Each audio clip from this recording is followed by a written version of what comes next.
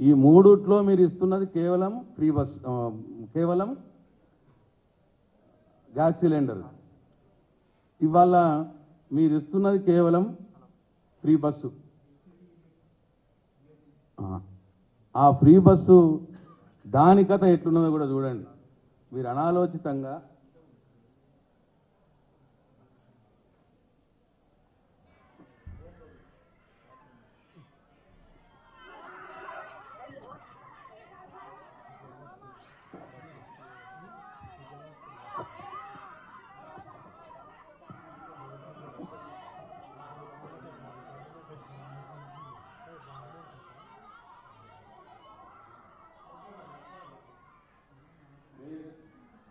మీరు అమలు చేస్తున్న ఈ ఫ్రీ బస్సు పథకం పాపం మహిళలు బస్సులలో మీరు తక్కువ బస్సులు పెట్టడం మూలంగా సీట్ల కోసం కొట్టుకోవడం, కిటికీలలోకి వెళ్ళి మహిళలు పోవడం, మగవారికి అసలు బస్సు ఎక్కే ఛాన్సే రాకపోవడం, ఇంత ప్రజలు ఇబ్బంది పెడతా ఉన్నారు. మీరు అమలు చేస్తున్న ఒకటే ఒక పథకం. మీరు దానివల్ల ఇవాళ ఆటో రిక్షా వాళ్ళు ఎంత ఇబ్బంది పడుతున్నారో కూడా మనం గమనిస్తున్నాం.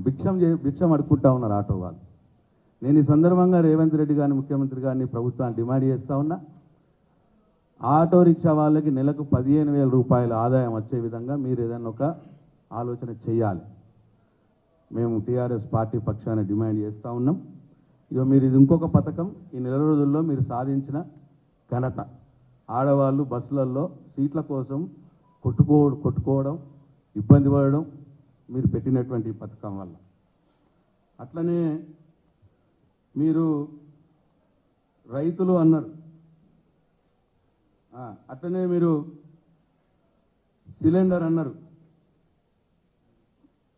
ఇవాళ సిలిండర్ కూడా అతిగతి లేదు. ఇవాళ 2,500 పెన్షన్ అన్నారు, దాంట్లో మహాలక్ష్మి, అది అతిగతి లేదు. ఇవాళ ఆటో వాళ్ళని ఇబ్బంది పెడతా ఉన్నారు. అట్లనే ఇంకొక మాట అన్నారు, యువత భవిష్యత్తుకు దారులు వేస్తున్నాము అన్న మాట మాట్లాడారు. యువత భవిష్యత్తుకు దారులు వేస్తున్నదంటే రెండు ఉంటాయి. ఒకటి, యువతకు ఉద్యోగ కల్పన చేయాలి. లేదు, ఉద్యోగ కల్పన చేయలేకపోతే ఆ యువతకు మీరు ఇచ్చిన హామీ ప్రకారం మీరు నిరుద్యోగ భృతి ఇవ్వాలి. ఇవాళ నిరుద్యోగులకు ఉద్యోగాలు కల్పిస్తున్నారా అనంటే ఈ నెల రోజుల్నే మీరు సాధించిన ఘనత. కార్నింగ్ అనే కంపెనీ 1000 కోట్లు పెట్టుబడి పెట్టే కంపెనీ మద్రాసుకి వెళ్ళిపోయింది. ఈ నెల రోజుల్లో మీరు సాధించిన ఘనత. అట్లనే ప్రపంచ